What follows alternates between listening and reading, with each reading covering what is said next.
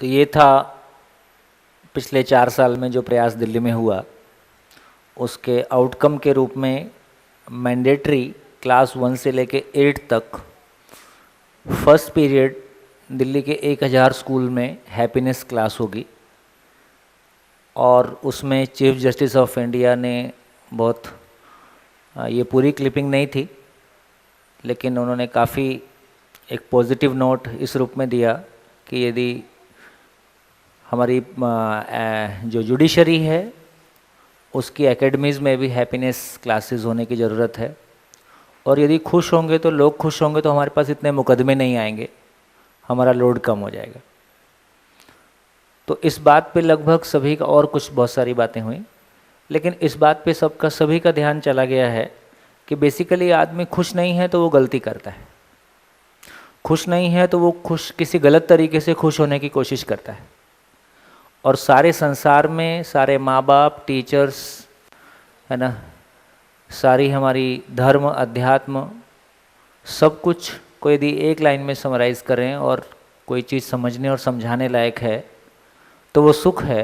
क्योंकि परिचय शिविर में हम ये चर्चा करते ही हैं कि मानव जो कुछ भी करता है सुख की तलाश में करता है।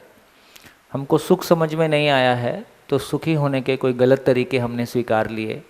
किसी का सुख किसी की ज़िंदगी बर्बाद करता है, किसी का सुख किसी के लिए दुख।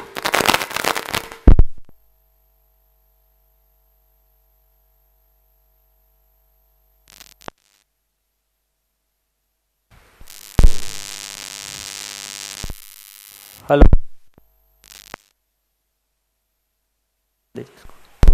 मेरे को इतनी हवा की ज़रूरत नहीं। हाँ, हो सकता है लाइन। हेलो,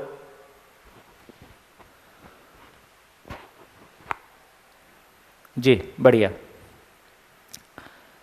तो चलिए, तो ये यदि मैं पहले भी शेयर करता रहा हूँ, चूँकि हम इस प्रोसेस से काफ़ी इंटेंसिवली गुजरे हैं और बहुत स्ट्रगल जैसा भी रहा है, क्योंकि छत्तीसगढ़ और महाराष्ट्र में इसके पहले भी ये प्रयोग काफ़ी इंटेंसिवली हुआ।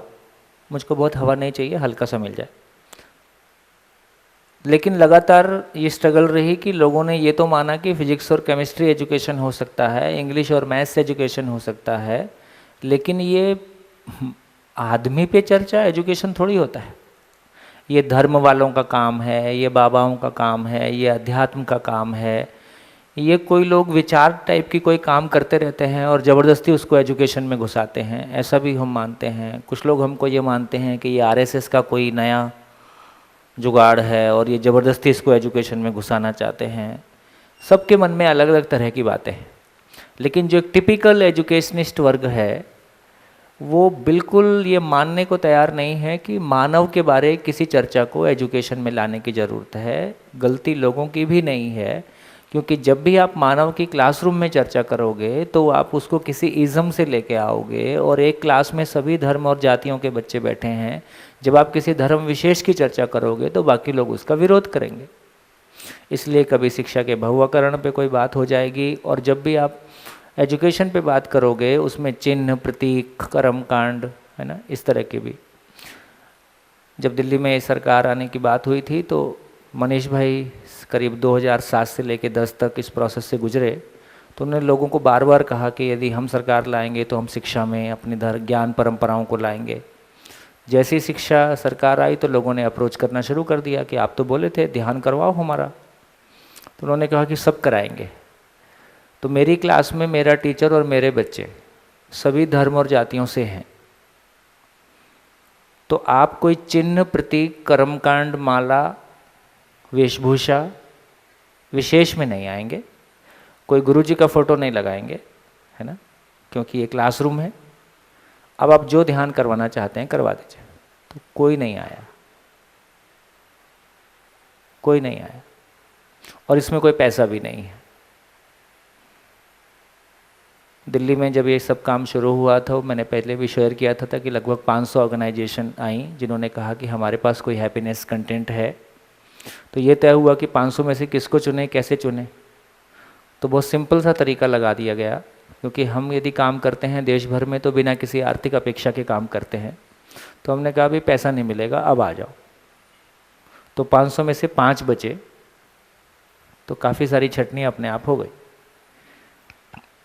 तो इस सारी बातों को हम देखते हैं तो हमको ये बात एक ध्यान में आ जाए, एक हमारे ध्यान में बात बहुत अच्छे से आ जा रही है कि आप लोगों ने परिचय शिविर किया ही है कि जिस तरह से हम एटम और सेल को पढ़ते हैं, ऑब्जेक्टिवली पढ़ते हैं, उसको प्रैक्टिस में लैब में उसको प्रयोग करते हैं, ज़िंदगी में उसके ऊपर इमारत खड़ी करते हैं, उसी तरह आदमी को भी क्लासरूम में समझा जा सकता है, आदमी से भी बात की जा सकती है, बिना किसी रेफरेंस को लाए आदमी के अथाह से अति तक सारी सच्चाइयों को, है ना, बात की जा सकती है।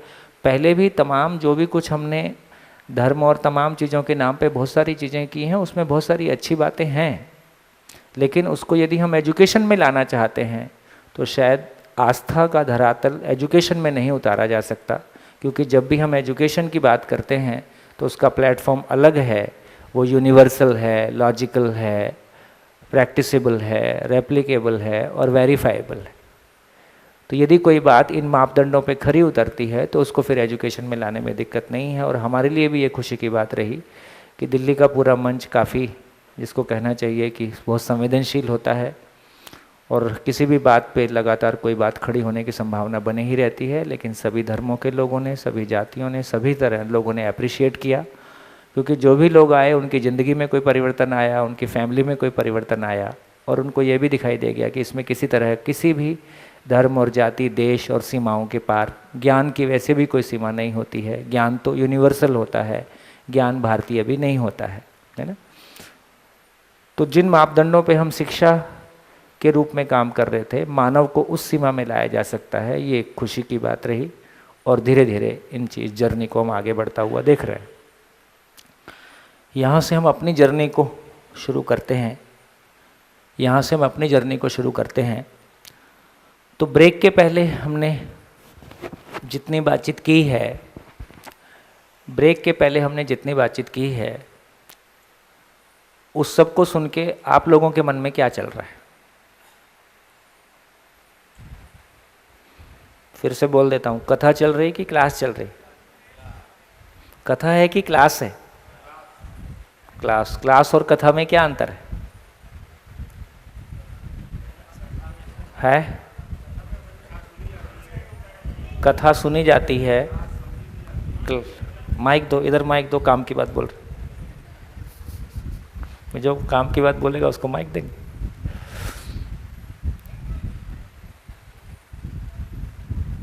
थोड़ी कम एयर लेता है वो, माइक आवाज़ लेता है। हाँ जी, थोड़ा पंखा दूर कर दो। कथा सिर्फ सुनी जाती है और क्लास में सुनने के साथ साथ समझा भी जाता है, और समझने का रिजल्ट जीना है जी, है ना। जब क्लास कर रहे हैं तो बहुत टू वे इंटरेक्शन है ना। तो मुझको लगता है कि हमने ब्रेक के पहले जितनी सारी बात की और कुछ इम्पॉर्टेंट बात की, उसको लेके कितने लोगों तक वो बात पहुंची? ब्रेक के पहले हमने जितनी बात की, आप में से कितने लोगों तक वो बात पहुंची और उसकी आवश्यकता आपको रोज़मर्रा की ज़िंदगी में स्पष्ट रूप से दिखाई दी? बढ़िया। क्या बोला मैंने, कोई बोल के बता दो। या कितने लोगों को लगता है कि जो मैंने बात बोली वो आप तक पहुंची है? अपने पड़ोसी को बता दो। एक जन मेरे को बोल के बता दो और फिर बाकी सभी लोग अपने पड़ोसी को बता दो, ताकि हमारा कनेक्ट बन जाए, फिर हम आगे चलें। माइक।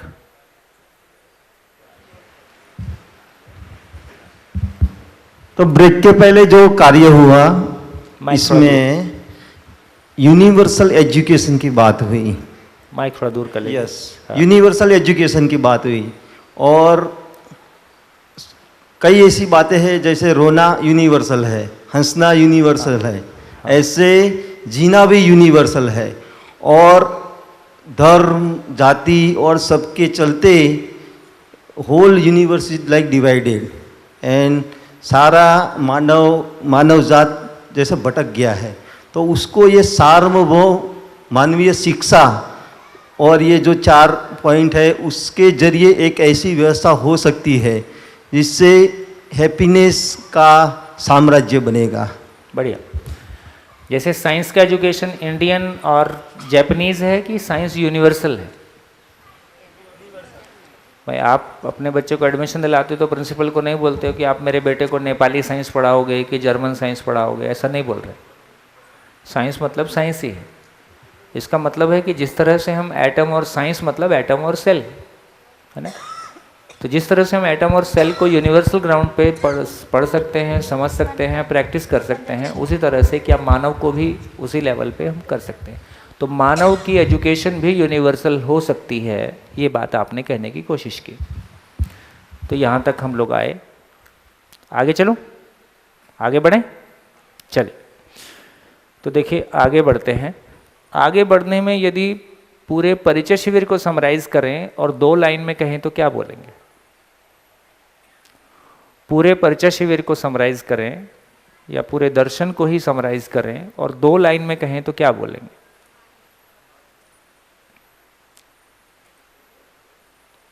मतलब पूरा 7 दिन में क्या कहने की कोशिश?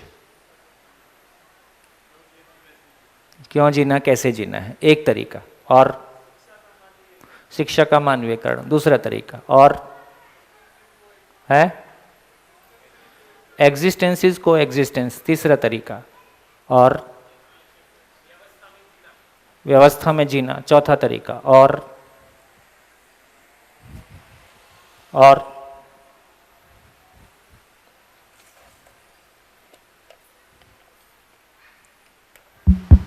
अभाव मुक्त शिकायत मुक्त जीना। जीव चेतना से मानव चेतना में गुणात्मक परिवर्तन, और स्वीकृति में ही सुख है। स्वीकृति में ही सुख है, और अस्तित्व ही सह-अस्तित्व है, और सबकी गति पूर्णता की ओर है, और गुड, बढ़िया।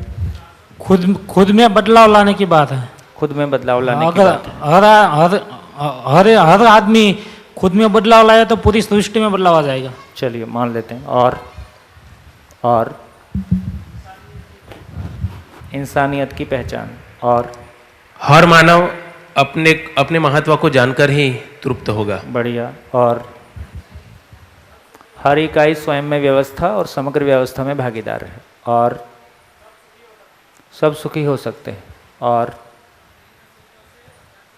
है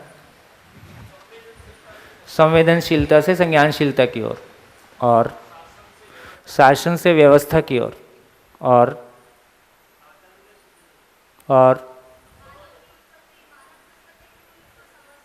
हाँ,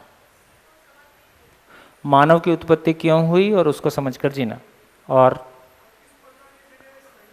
प्रतिस्पर्धा की जगह कोऑपरेशन की जगह कंपटीशन की जगह कोऑपरेशन, और बेटा माइक, हाँ माइक, प्रिय हित लाभ से न्याय धर्म सत्य, और समाधान बराबर सुख, और बढ़िया, सारा शिविर ही रिपीट कर दिया। हाँ बहुत बढ़िया। हाँ जी, और ईश्वर में सब है, ईश्वर से नहीं है। चलिए बहुत अच्छा। और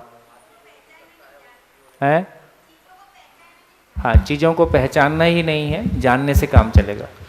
गुरु मूल्य में ही लघु मूल्य है। गुरु मूल्य में लघु मूल्य, और आचरण पूर्वक जीना, आचरण पूर्वक जीना, और सह अस्तित्व नित्य वर्तमान है, और स्वयं के प्रति विश्वास। ओम। स्वयं के प्रति विश्वास जागृत हो, परिवार के अंदर संबंधों में तृप्ति हो, समाज में न्याय हो, और संपूर्ण प्रकृति में संतुलन हो, ये हमने ठीक प्रकार से जाना, समझा, और उसको जीने की कला भी हमने सीखी, जिससे कि हम सुखपूर्वक समाधानपूर्वक स्वीकृति के भाव में जी सकते हैं। जी बहुत बढ़िया। मानव लक्ष्य की पहचान, तो इससे समझ में आया कि हम सबका लक्ष्य भी एक है ना? हाँ जी। और समझ है तो गलती नहीं, और हाँ, मेरे सुखी होने की जिम्मेदारी मेरी है। ये बहुत इंटरेस्टिंग था, है ना? कितने लोगों को ये अच्छा लगा? मेरे सुखी होने की जिम्मेदारी मेरी है, रोना गाना बंद। हाँ जी। व्यक्ति समाधान पूर्वक जिए, परिवार समृद्धि भाव के साथ जिए और समाज अभयता से जिए। जी, बढ़िया। और सामान से सम्मान नहीं, सुविधा से सुख नहीं। और प्रभावित नहीं होने, पड़ोसी की गाड़ी और पड़ोसन की साड़ी से प्रभावित नहीं होने का। चलो, इधर तो कोई साड़ी पहन के आता ही नहीं आज। हाँ जी, गुजरात में साड़ी का चलन कम है, नहीं कम पहनते। हाँ, हेलो। हाँ। जीवन है, शरीर को चलाता है। आप कहाँ हो? अच्छा, हाँ जी, जीवन है, शरीर को चलाता है। गुड। मेरा आचरण ही मेरा प्रमाण है। मेरा आचरण ही मेरा प्रमाण है। और भैया इधर इस अस्तित्व में हर एक इकाई की एक निश्चित पर्पस है, ऐसा ही एक निश्चित पर्पस मानव का भी है। तो मानव का ये जो निश्चित पर्पस है अस्तित्व में, वो पहचान लेना और पूरी अस्तित्व की व्यवस्था में भागीदार होना, ये मेरे हिसाब से परिचय शिविर का जिस्ट है, या जिसको बोल सकते। बहुत बढ़िया, गुड। और ध्यान करना है कि ध्यान देना है? बढ़िया। और ईश्वर को प्राप्त नहीं करना है, वो प्राप्त है ही, जानना है। हाँ जी। और नियम का विरोध ही दुख है। प्राकृतिक ऐश्वर्य है ना, अमूल्य है। हाँ जी।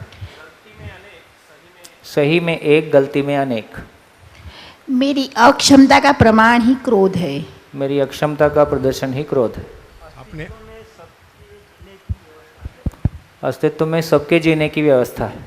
अपने खुद के अंदर इंसानियत को पहचानना। खुद में इंसानियत को पहचानना। हो गया? हाँ, ये बहुत इम्पोर्टेंट था कि व्यवस्था के अर्थ में शरीर के आधार पे संबंध की पहचान हो या व्यवस्था के अर्थ में संबंध की पहचान हो।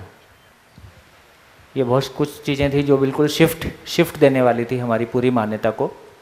हाँ जी। और कुछ? हाँ बेटा। अच्छा लगना और अच्छा होना। ओए होए, गुड। तुमको कैसे याद रह गया? इससे तुम्हारी जिंदगी में क्या फर्क पड़ता है? माइक लो। हमें ना अच्छा होने से मतलब है, अच्छा लगने से कुछ नहीं। एक एग्जाम्पल देके बताओ, दोनों में क्या फर्क है?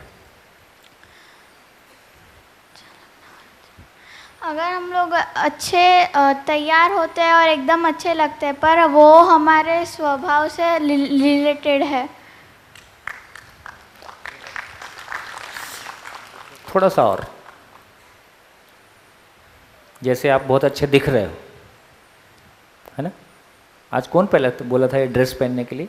मम्मी बोली कि अपने से पहना? अपने से पहना। यही क्यों पहना? मेरे को वाइट कलर अच्छा लगता है, इसीलिए। वाइट कलर अच्छा लगता है। फिर अच्छा लगना और अच्छा होने में क्या फ़र्क है? आज तुम अच्छी लग रही हो, और तुम अच्छी हो कि नहीं ये हमको पता नहीं है, मम्मी से पूछना पड़ेगा, है ना? तो इस पे भी हमारा ध्यान गया कि अभी हम अच्छा लगना और अच्छा होना दो अलग अलग बातें हैं, और ज़्यादा प्रयास हमारा अच्छा लगने की तरफ। हाँ जी, बढ़िया। संज्ञानशीलता तक पहुंचना है। हाँ जी। और बेटा माइक दे। हैं? मैंने ऐसा नहीं बोला था, वो आपने निष्कर्ष निकाल लिया। मैंने ये कहा था कि जो लक्ष्य विहीन लोग हैं, मनोरंजन उनकी मजबूरी है। ये आदमी क्या करेगा? कुछ तो टाइम पास करने का जुगाड़ बनाएगा ना। हाँ जी। मनुष्य की जिंदा रहने के धरातल पर हमको लगता है कि आवश्यकताएं असीम है, बट बहुत सीमित है, और जीने के धरातल पर आवश्यकताएं असीम है, पर हमको ऑपोजिट लगता है। गुड। हाँ। मानव नहीं, अच्छा, कम्युनिकेट करना, हाँ हाँ। मानव मानव में समानता को कम्युनिकेट करना, मानव मानव समान है, इसको पहुंचा पाने का नाम शिक्षा है। चलिए, बहुत सारा आपको याद है, गुड, तभी तो यहाँ आए हैं। कुछ तो जिंदगी में हो गया है।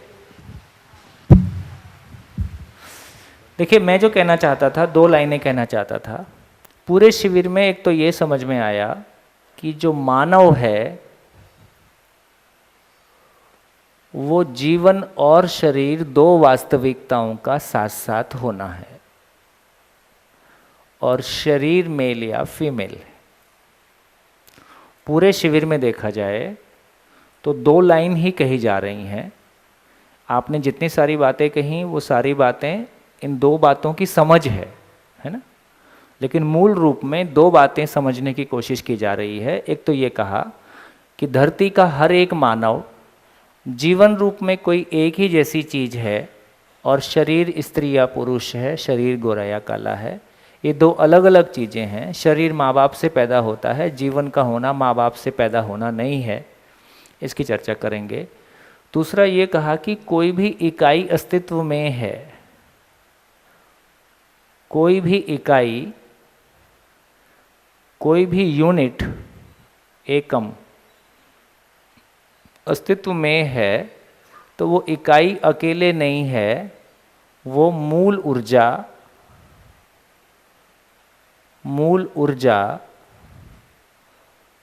में ऊर्जित है, संपृक्त है। तो अस्तित्व सह अस्तित्व है, सभी इकाइयाँ मूल ऊर्जा में है, खाली स्थान में है। तो इकाई अपने आप में इकाई खाली नहीं है, वो मूल ऊर्जा में है ना। ये 2 बातें कहने की कोशिश की। मूल ऊर्जा में इकाइयाँ ऊर्जित हैं, सभी इकाइयाँ मूल ऊर्जा में ऊर्जित हैं। इसको हमने, इसी को देखा जाए तो टेक्निकली इसी को कोएग्जिस्टेंस कहा है। इकाई और खाली स्थान का,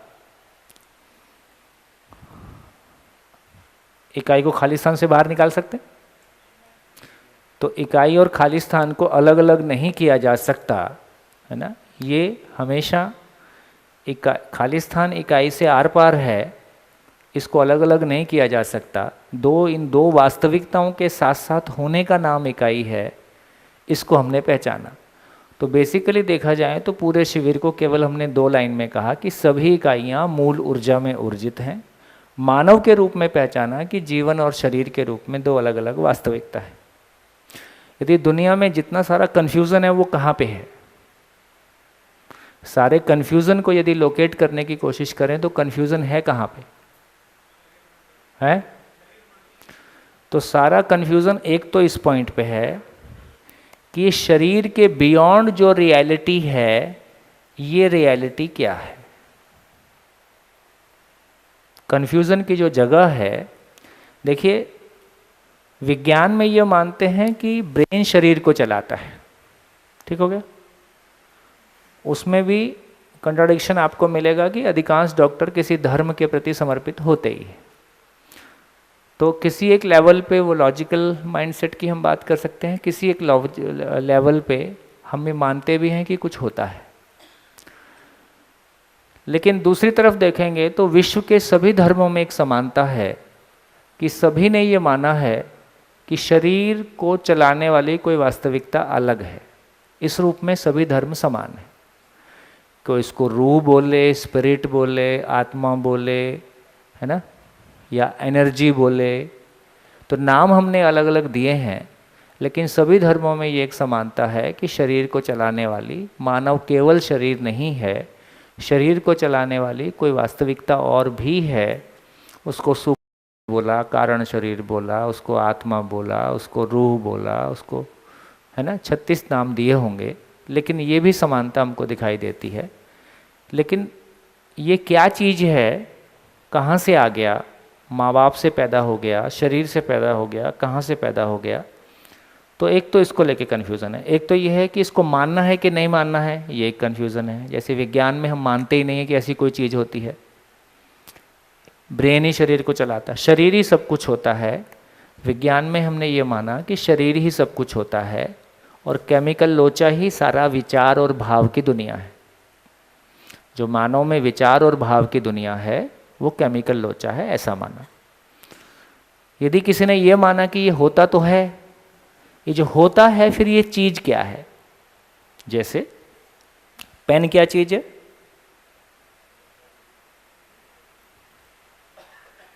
पेन क्या चीज़ है, एक प्लास्टिक है और इंक है। माइक क्या चीज़ है ना, मैग्नेट है, आयरन है, बिजली है ना, कुछ कुछ है।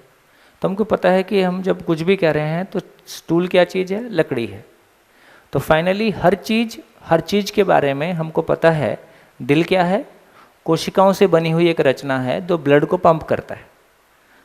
लेकिन मैं, ये जीवन नाम की चीज़ क्या है, ये आत्मा नाम की चीज़ क्या है, चीज़ क्या है। जब चीज़ क्या है पूछने गए तो इसमें कन्फ्यूज़न आता है ना। तो जितना भी कन्फ्यूज़न की जगह है वो इस जगह में है। दूसरी जगह ये है कि ये सृष्टि नाम की चीज़ है ना। ये पूरी का पूरा ब्रह्मांड, इसको सृष्टि कहा, ये सृष्टि नाम की चीज़ है। तो दूसरा कन्फ्यूज़न यहाँ पे है कि ये कैसे बनी है, कैसे बनी है, किसने बनाई है, कब तक बिगाड़ेगा। उसका मूड खराब हो गया, बिगाड़ देगा, लीला है ना। तो किसने बनाई है, कैसे बनी है ना, वो कहाँ है। तो दूसरा क्वेश्चन ये है कि ये सृष्टि हमको दिखाई तो देती है, लेकिन सृष्टि को बनाने वाला, चलाने वाला, बिगाड़ने वाला कौन है, कहाँ रहता है। यदि वो है तो फिर उसको किसने बनाया है। बढ़िया। जितना भी कन्फ्यूज़न है दुनिया में, शरीर को लेके बहुत कन्फ्यूज़न नहीं है भाई। शरीर को लेके क्लैरिटी है कि ठीक है, पशु में भी मानव में भी माँ बाप से है ना शरीर बनते हैं, और शरीर कुल मिला के कोशिका है। कोशिका से शरीर बना हुआ होता है, उसका खाना पीना भी कोशिका है ना। हमको मानव समझ में नहीं आया, हमको मानव पूरा समझ में नहीं आया, तो मानव की आवश्यकता के बारे में भी क्लैरिटी नहीं बनी।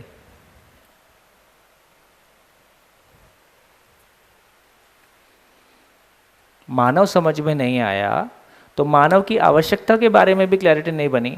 हम बैठे बैठे कह रहे हैं कि मैं बोर हो गई, मन नहीं लग रहा है। क्या होता है मन? बोर होती हो कि नहीं होती? कभी होती है? माइक दो इसको, माइक दो। देखें भाई लंदन में कैसे बोर होते हैं, इंडिया में कैसे होता है, कुछ फर्क है कि दोनों में? हाँ, बोर होती हो? बोरियत क्या होता है?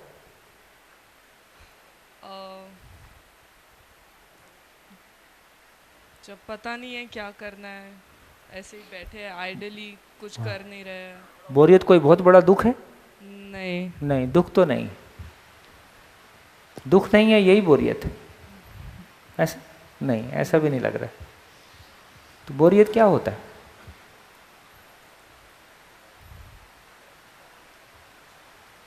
हर दिन बोर होती हो कि कभी कभी महीने में एक आध बार होती है? नहीं, कभी कभी। महीने में एक बार? हाँ, महीने में 2-3 बार। 2-3 बार? हफ्ते में एक बार? हाँ। कि दिन में एक आध बार? नहीं, हफ्ते वगैरह में। हफ्ते में एक आध बार। तो क्या समझ में आया इसके बारे में? ये उम्र के साथ साथ बढ़ रहा है कि घट रहा है? बचपन में थी तब बोर ज़्यादा होती थी कि अभी ज़्यादा होती? बचपन में ज़्यादा होती थी, अभी कम हो रही? हाँ। तो क्या समझ में आया, क्या चीज़ है ये? कि जितना तुम ऑक्यूपाइड रहोगे कुछ, हाँ ठीक है, पास, हाँ। जितना बिजी रहोगे उतना बोर कम होगा। जैसे बचपन में छुट्टियाँ है, गर्मी की छुट्टियाँ है, जैसे फॉर एग्जांपल कुछ कर नहीं रहे हैं, घर पे बैठे हैं तो बोर हो रहा है। पर वही कुछ कहीं जा रहे हैं या कुछ पढ़ रहे हैं, किसी के साथ बात कर रहे हैं, कुछ कर रहे हैं तो बोर नहीं होता है। ये बोर कौन होता है? सब होते हैं। कान बोर होता है, नाक बोर होती है, दिल बोर होता है, किडनी बोर होती है, दिमाग बोर होता है। अच्छा, बोर होता है तो कैसा होता है, मुरझा जाता है या सूजन आ जाती है? मुरझा जाता है। किस में, वो सिटी स्कैन में आता है, किस में आता है?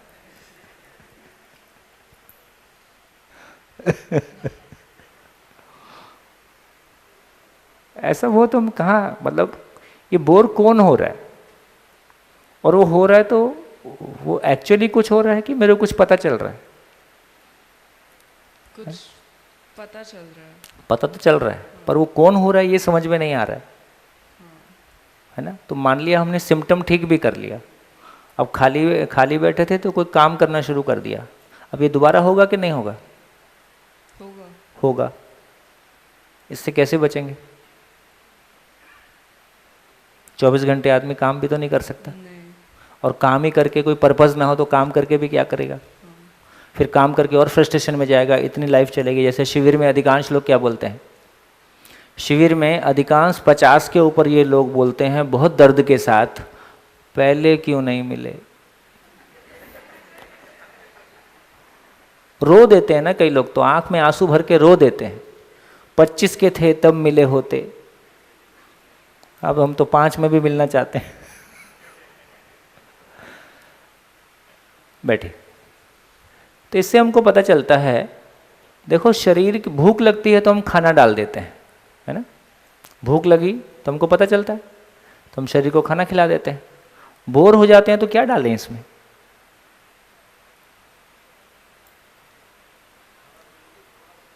मन खुश नहीं है, बोर लग रहा है, उदासी लग रही है, तो शरीर की भूख है तो उसको तो पता है कि इसमें खाना दे दो, उसके बाद ये ठीक तंग नहीं करेगा। लेकिन मन उदास लग रहा है, अब इसको क्या दें? तो शरीर की, मानव की आवश्यकता को लेके भी हमको बहुत कन्फ्यूज़न है ना? इसलिए हमने ये बात देखी कि यदि पूरी की पूरी धरती पे कितने प्रतिशत लोग हैं जो सामान से सम्मान की तलाश में, है ना, और सुविधा से सुख की तलाश में, और जो सुविधा से सुख की तलाश नहीं है वो किसी और तरीके से इन सब से मुक्ति पाने की तलाश में, फाइनली जीना निकल के नहीं आया। मानव समझ में नहीं आया, इसलिए जीना निकल के नहीं आया, इसलिए परिवार निकल के नहीं आया है। परिवार निकल के नहीं आया तो समाज निकल के नहीं आया।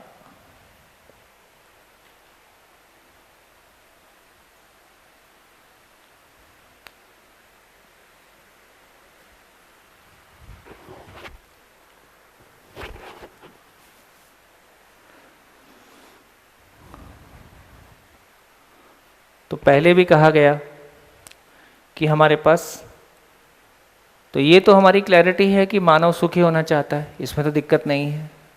तो सुखी होने के लिए एक धारा, सुखी होने के लिए हमारे पास 2 धाराएं हैं। एक धारा है जिसमें हमने कहा कि ईश्वर में सुख है, दूसरी धारा है जिसमें कहा कि शरीर में सुख है। ईश्वर में सुख है तो ईश्वर का भक्ति,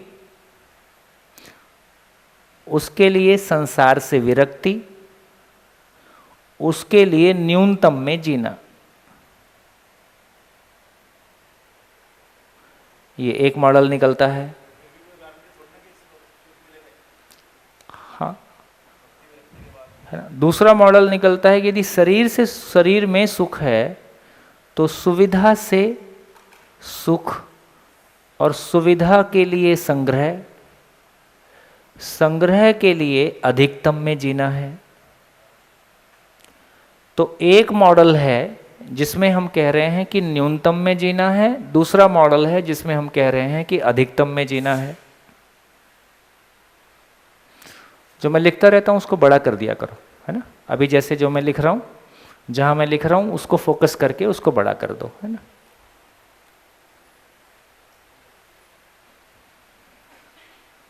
और फोकस छोटा कर सकते हो कभी कभी, जैसे अभी इस पे काम कर रहा हूं तो इसी को बड़ा करके दिखा दो।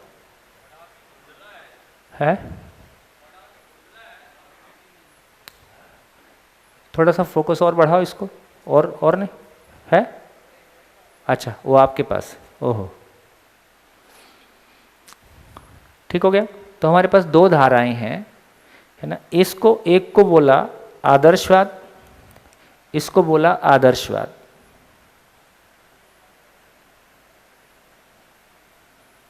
इसी को बोला भौतिकवाद।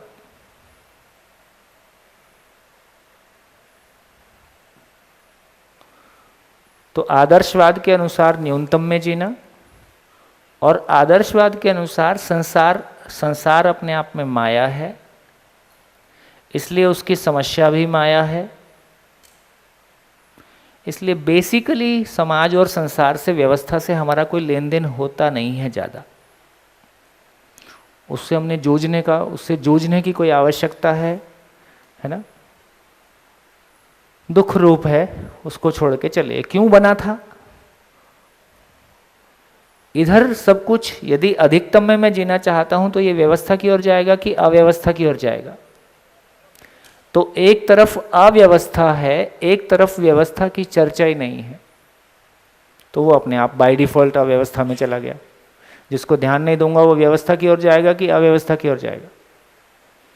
तो इस रूप में देखा जाए तो अभी तक हमारे पास परिवार के जीने का स्वरूप उपलब्ध नहीं है। यदि न्यूनतम की बात करें तो एक परिवार के लिए न्यूनतम क्या होगा? न्यूनतम कैसे तय होगा? तय हो सकता है? एक परिवार के लिए न्यूनतम साधन क्या होंगे, है ना? जिसको एसी में नींद आती है उसके लिए एसी न्यूनतम है कि अधिकतम है? जो 20 एसी में ही सोया है, अब उसके लिए एसी न्यूनतम है कि अधिकतम है? उसके लिए वो न्यूनतम हो जाता है, जिसको जिसकी आदत है। तो न्यूनतम अधिकतम को तय करना बहुत मुश्किल है। अधिकतम कितना होगा? तो पूरी धरती की रजिस्ट्री मेरे नाम ही हो जाए, इतना तो कम से कम। अब चांद पे जा रहे हो, वहाँ कुछ मिल जाए तो उसमें मेरा हिस्सा कर देना। मंगल भी शामिल कर लो, धरती भी शामिल कर लो। तो ना, यदि हम इस तरह से, हमारे पास जो दो बातें हम शिविर में बार बार रखते हैं कि एक परिवार दूसरों से प्रभावित हुए बिना अपनी आवश्यकताओं का निर्धारण कर सके, ऐसी योग्यता हम में डेवलप नहीं हुई। सारी पीएचडी और सारा दुनिया भर का पद पाने के बावजूद एक परिवार में ये मानसिक सामर्थ्य पैदा हो जाए, एक परिवार में ये मानसिक योग्यता पैदा हो जाए। हमारे परिवारों में एक व्यक्ति ऐसा मिल जाता है आदर्शवादी परंपरा की वजह से, क्योंकि उसका ध्यान लगा है ईश्वर को पाने में, इसलिए वो आवश्यकताओं को बहुत कंसिडर नहीं करता है। उसको खुद ही दिख जाता है इनका कोई यूज़ नहीं है। लेकिन जैसा उसको लग रहा है ऐसा उसकी पूरी फैमिली को लगे, ऐसा ज़रूरी नहीं है। और लग भी गया तो उसके साथ हमारा कोई इंटरेक्शन नहीं है, वो व्यवस्थित हो, ऐसा हम सोच भी नहीं रहे हैं। तो दोस्तों, ये एक बड़ी बात कह रहे हैं। अब मुझको लगता है कि जब हम अध्ययन बिंदु शिविर में बात कर रहे हैं तो हमारा पॉइंट ऑफ फोकस बहुत क्लियर हो जाए कि हम खड़े कहाँ पे हैं। तो ये कहा जा रहा है कि अब तक की मानव जाति की यात्रा के बावजूद हमारे पास परिवार के जीने का स्वरूप उपलब्ध नहीं है। परिवार के जीने का स्वरूप उपलब्ध नहीं है जब बोलते हैं तो उसका मतलब है कि लोगों में अपनों के साथ जीने की योग्यता, तृप्तिपूर्वक जीने की योग्यता नहीं है। अपनों के साथ गिला शिकवा शिकायत के बिना जिया जा सकता है, अपनों के साथ तृप्तिपूर्वक जिया जा सकता है, ऐसा जीने की योग्यता हमारे पास नहीं है। दूसरों से प्रभावित हुए बिना अपनी आवश्यकताओं का निर्धारण हो सकता है, और कभी भी दूसरों की वस्तुएं देख के हम प्रभावित ना हों, कभी भी ना हो ना। इस तरह की जब बातें करते हैं तब मन काफ़ी ठीक हो जाता है। फिर उस समय लगता है कि नहीं नहीं, तो ठीक ही लग रहा है। अब किसी के यहाँ शादी है और शादी में जाना है, फिर क्या होता है? संसार तो ऐसे ही चलता है, अब इसमें रहना है तो करना ही पड़ेगा, फिर सारा खेल बिगड़ जाता है ना। तो इस तरह से हम देखते हैं कि वातावरण का दबाव, यदि वातावरण में अच्छा वातावरण है तो हमको ठीक भी लगने लगता है, और जब दूसरे प्रकार के वातावरण में जाते हैं तो वहाँ हमको चीज़ें दबाव भी फील होने लगती हैं, है ना। फिर वो अकल वहाँ काम नहीं आती है जो अभी शांत मन से बैठ के सोचने में काम आती है। तो एक निष्कर्ष ये बड़ा कहा जा रहा है कि अभी तक की जो भी समझ हमारे पास उपलब्ध है उसके आधार पे हमारे पास परिवार में जीने, परिवार का स्वरूप और परिवार के रूप में जीने की योग्यता उपलब्ध नहीं है। जो भी कुछ अभी तक कहा गया उसके आधार पे, बड़ी स्टेटमेंट है ना। इस स्टेटमेंट को परिचय शिविर में या तो नहीं बोलते हैं या तो बोलते हैं तो हल्के से बोल के निकल जाते हैं, लेकिन अब इस बात को बहुत है ना स्पष्ट रूप से कहा जा रहा है कि ये हमारी वर्तन है। क्योंकि एक तरफ हम ईश्वर की तरफ गए, उसमें भी परिवार का स्वरूप नहीं निकला है ना। तो बाई एजुकेशन, तो जब तक मानव का अध्ययन नहीं है, क्यों नहीं निकला? ईश्वरवाद में गए तो ये पकड़ में नहीं आया कि ये जीवन चीज क्या है, ये पकड़ में नहीं आ रहा है। बात ध्यान में आ गई है ना। मिसिंग कहाँ पे हो रहा है, ये पकड़ में नहीं आ रहा है कि ये जीवन चीज क्या है, ये आत्मा है, आत्मा पकड़ में आता नहीं है, है ना। तो इस रूप में एक ये क्लैरिटी हमारी हो गई। तो बेसिकली जब हम सारी बात करने जा रहे हैं तो ये कह रहे हैं, और जीवन को हमने बहुत क्लियरली पहचानने की कोशिश की है ना इस शिविर में, और उसको क्लियरली पहचानने की कोशिश करेंगे। लेकिन जीवन बेसिकली, फिर से आपको ध्यान दिला दूं, तो बेसिकली यदि दर्शन को, दर्शन का मतलब है अनुसंधान है। अनुसंधान का मतलब है कि जो अभी तक हमको उपलब्ध नहीं था, ऐसी कोई चीज़ उपलब्ध हो गई। क्या उपलब्ध हो गया? तो पूरे दर्शन को, अनुसंधान को 3 शब्द में कहा गया: गठन पूर्णता, क्रिया पूर्णता, आचरण पूर्णता। गठन पूर्णता, अभी केवल शब्द लिख लीजिए, नहीं समझ में आएगा कोई दिक्कत नहीं है। गठन पूर्णता, क्रिया पूर्णता, आचरण पूर्णता, इसको अनुसंधान कहा गया है।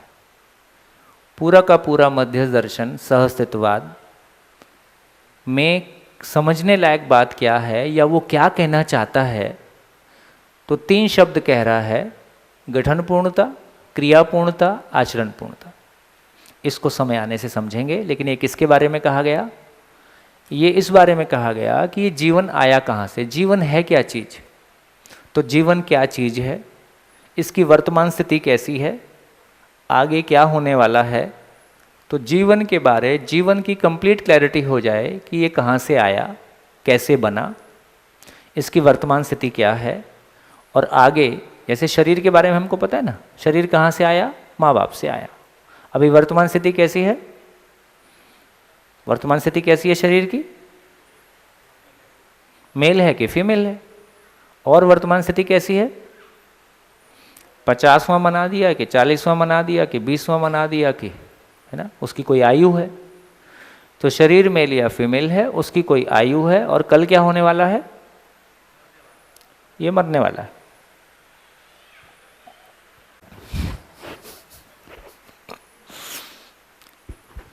कितना भी प्राणायाम करो ये मरेगा ही। तो मैं ऐसा नहीं बोल रहा हूँ कि प्राणायाम मत करो, लेकिन प्राणायाम इसके मरने को रोक नहीं सकता।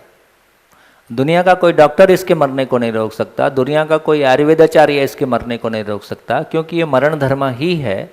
आयु कम ज़्यादा हो सकती है।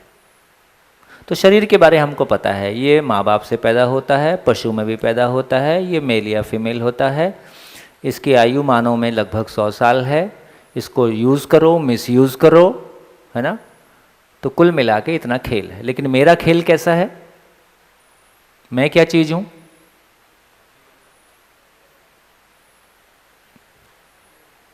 इसमें कन्फ्यूज़न। तो सारा कन्फ्यूज़न मैं में कन्फ्यूज़न है, तो देवी देवता में कन्फ्यूज़न है। तो ये मैं क्या है, ये देवी देवता क्या है ना। और फिर दूसरा कन्फ्यूज़न, बड़ा कन्फ्यूज़न जिसको कह रहे हैं, ये सृष्टि को बनाने वाला कौन है, चलाने वाला, बिगाड़ने वाला कौन है, ये क्यों ऐसा करता है, ये लीला करता है, हमारी जान पे बनती है ना। वो तो लीला कर देता है, उसका मूड आया, एक पैर हिला दिया इधर से, वो 2-4 शहर पलट गए। यार तुम्हारी लीला है, यहाँ जान जा रही है, ऐसा क्यों करते हो भाई, है ना। तो ये जो है, अच्छा, बहुत मैं भी इस बात को बहुत गहरे में देखता हूँ कि बड़ा वर्ग है जो ये मानता है कि ये धरती बनी है और ये बिगड़ेगी, ये खत्म होगी। भारतीय पूरी जो पुरानी हमारी धार्मिक, जैसे प्रलय वो ना पढ़ते हैं ना कि युग प्रलय, अधिकांश जगह में हो सकता है, मेरी पुरानी वाली जानकारी बहुत कम है, सुना ही हुआ कुछ रहता है तो वो गलत हो सकता है, इसलिए आपके बीच में बोल देता हूँ। लेकिन अधिकांश लोग ये मानते हैं कि जो बना है वो बिगड़ेगा, है? हाँ, मतलब धरती आज है तो कल नहीं रहेगी, ये पक्का है। इतना ही हो सकता है कि कोई 4,32,000 साल बोल रहा है, कोई कह रहा है 50 में जाने वाली है, स्टीफन हॉकिंस बोल रहे हैं 50 में जाएगी, है ना। कोई और परंपरा से ये बोल रहे हैं कि भाई 4,32,000 है, कोई और बोल सकता है कि 4,32,00,000 है, जो भी बोले, लेकिन ये जाएगी। तो ऐसे भी तमाम तरह की मान्यताएं।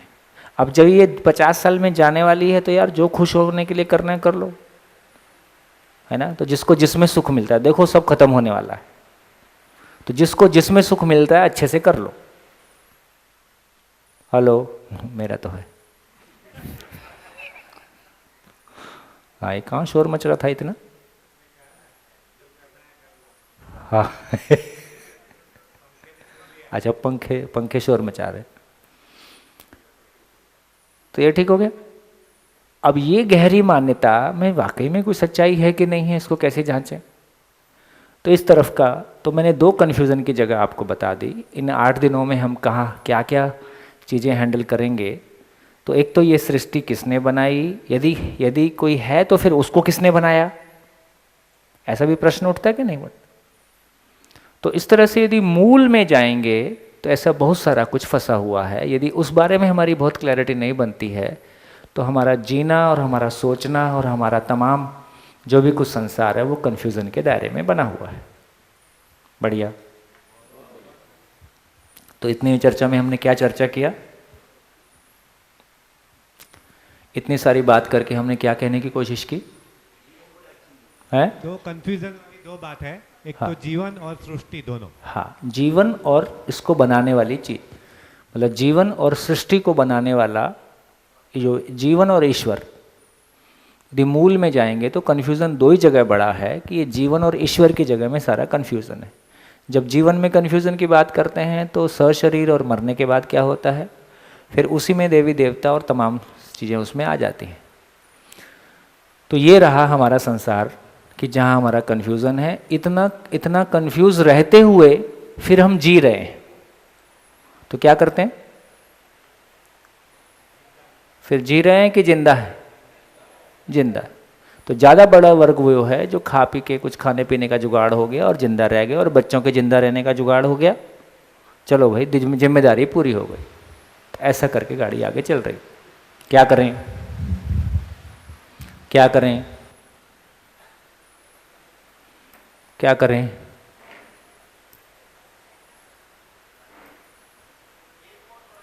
है? हाँ, आओ, और कोई बड़ा कन्फ्यूज़न हो तो बोल दो। हाँ, ठीक बात है, बोलिए। मानवीय जी। हेलो। हाँ, वही हो गया ना कि मानव समझ में नहीं आया, तो मानवीय आचरण समझ में नहीं आया, जीना समझ में नहीं आया, तो परिवार समझ में नहीं आया, तो समाज समझ में नहीं आया, तो व्यवस्था समझ में नहीं आया, क्योंकि मानव समझ में नहीं आया। इसलिए बहुत स्पष्ट रूप से कहा जा रहा है कि अभी तक मानव का अध्ययन, जो मैंने बात कही कि अभी तक की यात्रा के बावजूद जो कुछ भी हमारे पास है उसमें जो कुछ भी पॉजिटिव है उसका सम्मान करते हुए, लेकिन परिवार के जीने का स्वरूप हमारे पास नहीं है, क्योंकि मानव का अध्ययन हमारे पास नहीं है।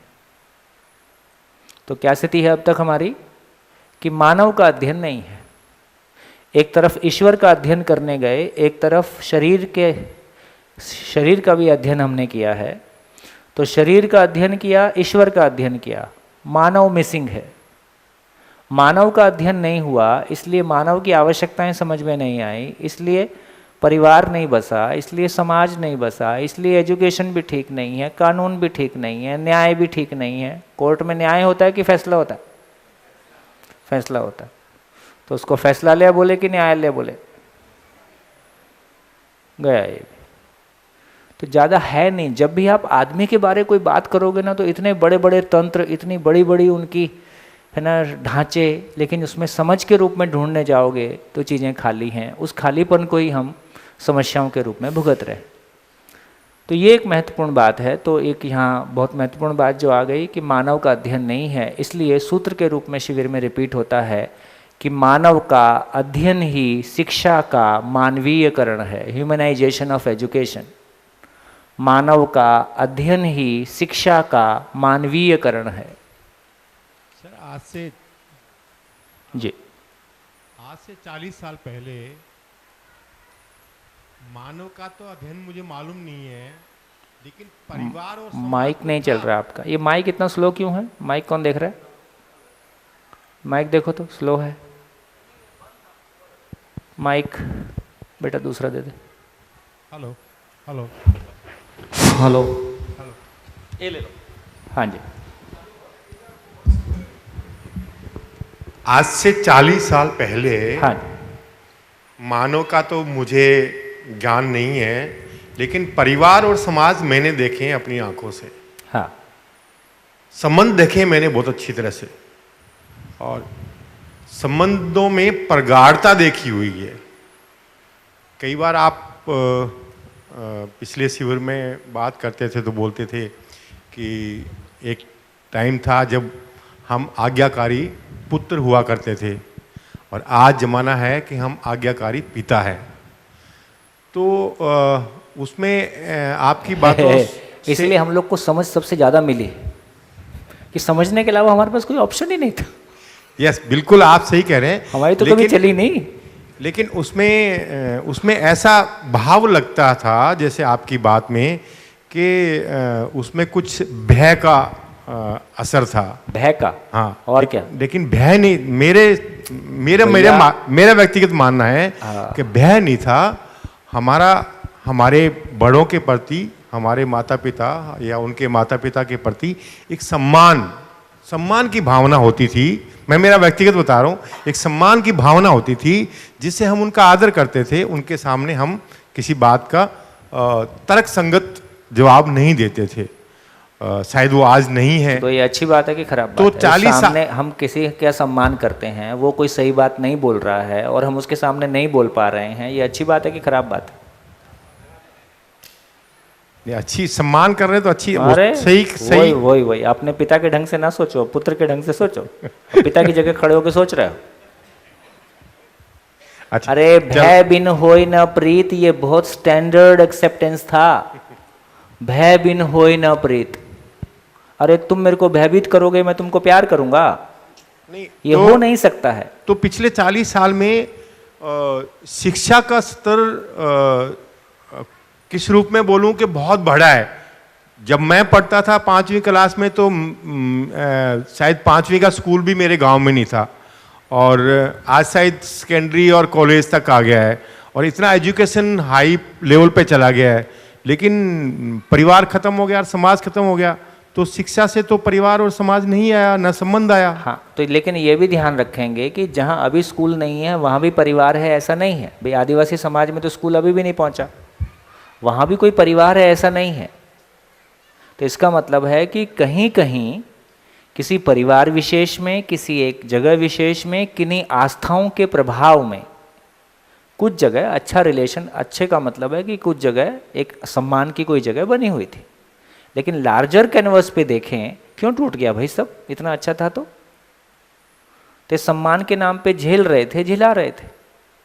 तर्क आया तो छोड़ो यार, अब नहीं झेलना है। पहले लड़की अपने पैरों पे खड़ी हुई नहीं थी, फाइनेंशियली अपने आप में मजबूत नहीं थी, तो झेलने के लिए ज़िंदगी भर मजबूर थी। भाई यहाँ नहीं जाएगी तो कहाँ जाएगी?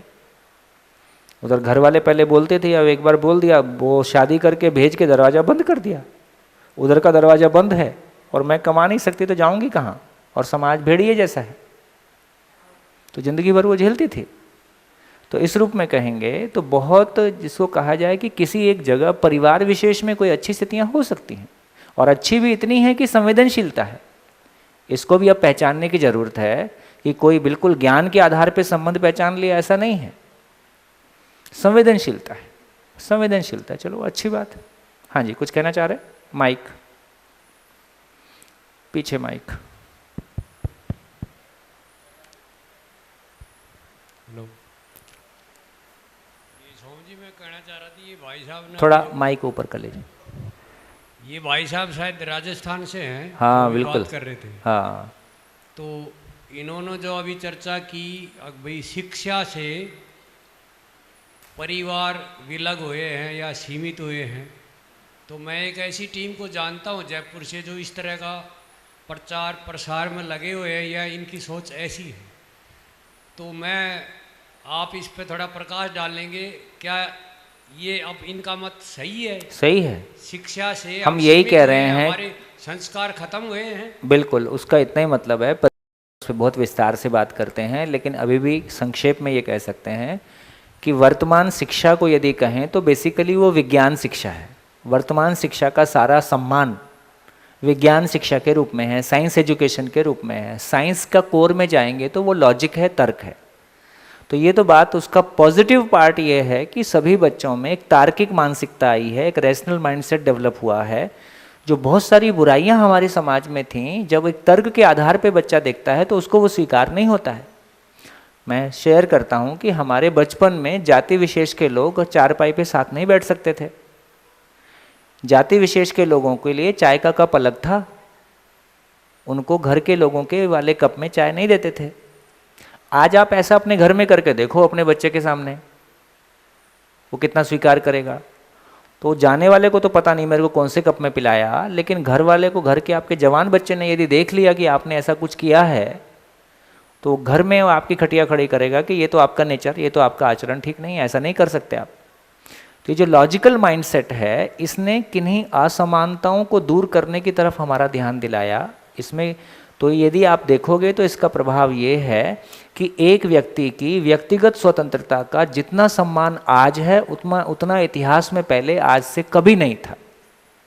तो यूनिवर्सल लेवल पे जो मानवीय अपेक्षाएं हैं, मानव में समानता, धर्म और जाति के आधार पे अंतर ना हो, मानव में डिफरेंशिएट करने का, छोटा बड़ा देखने का जो तरीका था, क्योंकि वो लॉजिक में सेट होता नहीं है कि ऐसा करने के पीछे लॉजिक क्या है, इसलिए भी वो रैशनैलिटी आ गई। ये मूवमेंट की वजह से भी रैशनैलिटी बहुत सारी एक रैशनैलिटी आ गई। तो इसका मतलब ये हुआ कि बेसिकली कोई गहरी समझ नहीं थी। एक जाति और धर्म का आदमी अपने व्यक्ति से कितना अच्छा बिहेव कर सकता है और दूसरे से कितना खराब बिहेव कर सकता है, वही अच्छा बिहेव करने वाला आदमी, ये अंतर भी हमको दिखाई देते हैं। ठीक हो गया? तो भाषाई आधार पे अपना परायापन, भाषा के आधार पे भी अपना परायापन है। तो हमारे ही बीच में भाषा के आधार पर, धर्म और जाति के आधार पर, मेल और फीमेल के आधार पर, आयु के आधार पर, एजुकेशन के आधार पर, इतने सारे आधार हैं अपना और पराया फील करने के और फील कराने के।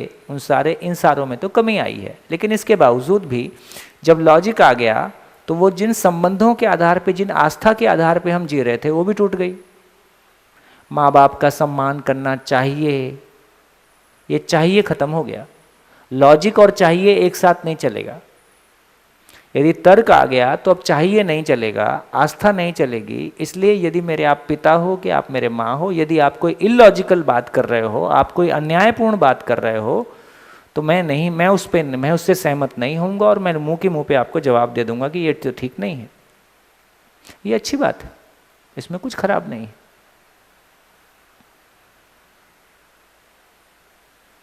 तो ये तो हुआ है, गलत नहीं हुआ है।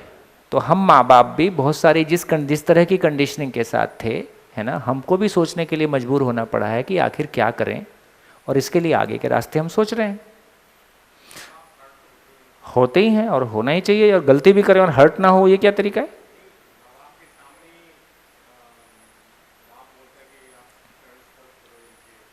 हाँ, और क्या? नहीं, आप चरण स्पर्श क्यों बार बार कराते हो? आप समझाओ कि चरण स्पर्श करना क्यों आवश्यक है। अकेले में समझाओ। दूसरा आ गया पैर छुओ, तो तुम्हारा गुलाम ये मत मेरे से कहलवाओ ज़्यादा। वो कुल मिला के यही है कि मेरा घर मेरे आदेश पे चलता है, मेरा बच्चा मेरी बात मानता है, मैं आपको ये दिखाना चाहता हूँ। मेरे घर में मेरी चलती है और मेरा बच्चा मेरी मानता है ना, और मेरा घर इतना अच्छा है। मैं अल्टीमेटली अपने अहंकार का पोषण करता हूँ, अपने अहंकार को पोषण देना चाहता हूँ। अकेले में बताओ कि सम्मान क्या चीज़ होती है, सम्मान करने का क्या मतलब होता है। उसके बाद उसको जब मौका आया है तो उसको खुला छोड़ दो। अब देखो आपका प्रयोग, अब आपकी समझाई सफल होती है कि नहीं होती है, और असफल हो गई तो आप अपने आप को असफल मानो कि मेरी शिक्षा वहाँ तक नहीं पहुँची, फिर अकेले में बात करो। कैसा लग रहा है? अच्छा लग रहा है? तो आपको तो समझ में आई नहीं, बच्चे ने समझा दी। मैं यार मेरे से ये सब काम नहीं होगा, बच्चा बोल देता है मेरे से ये सब नहीं होगा। हाँ लेकिन रहेगा, इसलिए आप शिविर में जाओ। लेकिन क्वेश्चन वाचक क्यों रहेगा? ये सुधरना बच्चों को है कि सुधरना माँ बाप को है? जोर से बोलो। माँ बाप को। सुधरना हम माँ बाप को पहले है, बच्चों को बाद में है। बच्चा तो माँ के पेट से कोई गलती लेके नहीं आया था, बच्चा तो गोरे काले का भेद लेके नहीं आया था, हिंदू मुस्लिम का भेद लेके नहीं आया था। बच्चा तो जिसके प्रति भी, उसको तो डिफ्रेंशिएट करना भी नहीं आता था, उसको तो मेल फीमेल का भी पता नहीं था, वो तो सबको दीदी बहन ही बोलता था जब जैसा आपने बुलवा दिया, है ना। इसका मतलब है जितना बच्चा हमारे व्यवहार का आईना है, बच्चा हमारे व्यवहार का आईना है। बच्चे में गलती दिखाई दे तो अकेले में जाके अपने गाल पे 2 थप्पड़ लगाए जाए, कि बच्चे के गाल पे थप्पड़ लगाए जाए। तो दूसरा मत देखे यार, सबके सामने भी करने की जरूरत नहीं है। अकेले में जाओ, 2 लगाओ।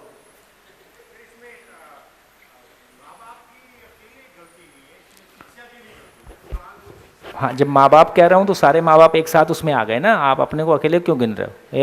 ये देखो वो उल्टा ही पुल्टा सोचोगे। माँ बाप मतलब माँ बाप कौम।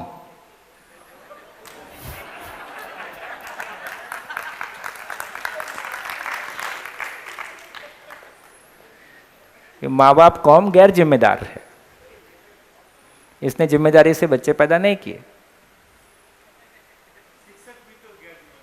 शिक्षक भी एक माँ बाप है, अभी भी निकलो इससे बाहर।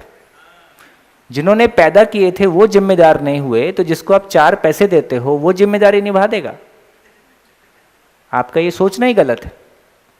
तो शिक्षक गलत है, ये कहना ही गलत है।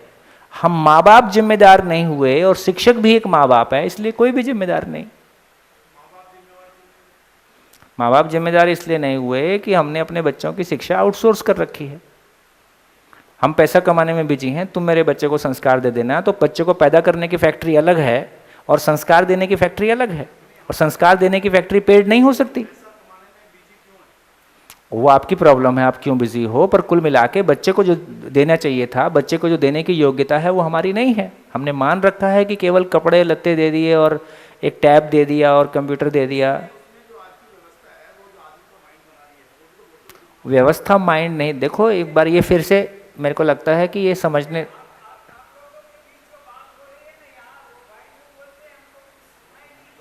हाँ ये बात ठीक है, ये बात ठीक है कि जो भी बोले माइक से बोलें, और रिकॉर्डिंग भी हो रही है, तो कम से कम कोई सुन रहा होगा तो उसको भी ठीक लगे, है ना।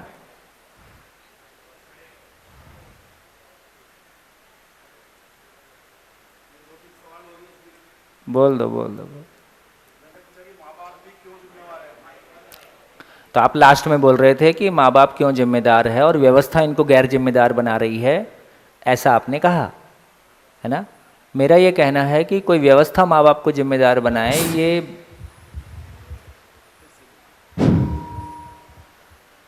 हाँ, ये व्यवस्था कोई जिम्मेदार, व्यवस्था का मतलब है कोई भाजपा, कोई कांग्रेस, कोई सिस्टम। बेसिकली व्यवस्था जब बोलते हैं तो अभी के नाम पे व्यवस्था ऐसी है।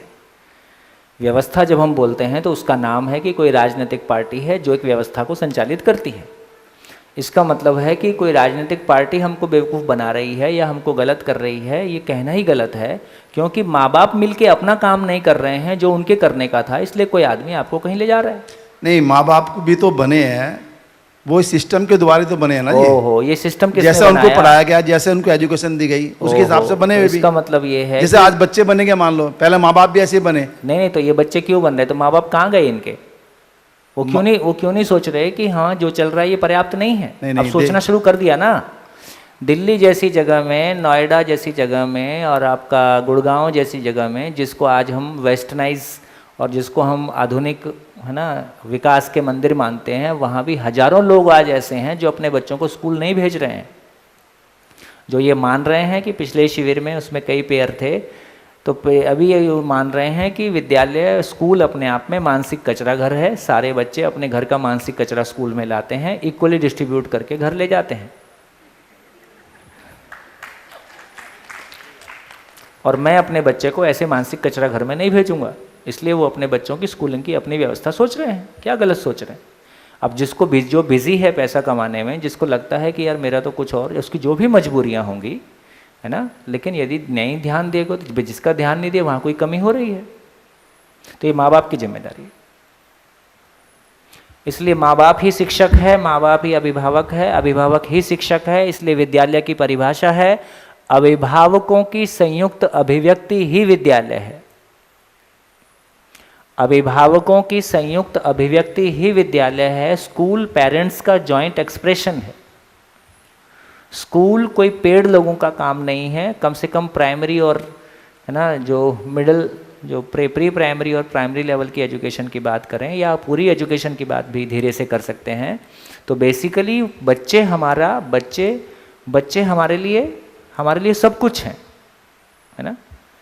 तो यदि बच्चे हमारे सब कुछ हैं, तो यदि मेरे बच्चे मेरे लिए सब कुछ हैं, तो सबके बच्चे मिला के हम सबके लिए सब कुछ हैं। यदि बच्चे हमारे लिए सब कुछ हैं, तो बच्चे हमारे लिए कमाने की जगह है कि बच्चे हमारे लिए लगाने की जगह है? क्या लगता है? अपने बच्चों की ज़िंदगी पे धंधा किया जाए? एजुकेशन का मतलब है कि हम अपने बच्चों की ज़िंदगी पे धंधा करते हैं। एजुकेशन धंधे की जगह नहीं है। समाज का जो कुछ भी समाज ने ज्ञान कमाया, धन कमाया, तन कमाया, सब आने वाली पीढ़ी पे इन्वेस्ट कर दो, क्योंकि आने वाली पीढ़ी नहीं है, ये हमारा फ्यूचर है। ये आने वाली पीढ़ी हमारा फ्यूचर है। यदि ये बच्चे हमारा सम्मान नहीं कर रहे तो मेरा वर्तमान खत्म। यदि आने वाला बच्चा सम्मान नहीं कर रहा तो मेरा फ्यूचर खत्म। तो ये आने वाली पीढ़ी, ये हमारे बच्चे नहीं हैं, ये हमारा वर्तमान है, ये हमारा फ्यूचर है।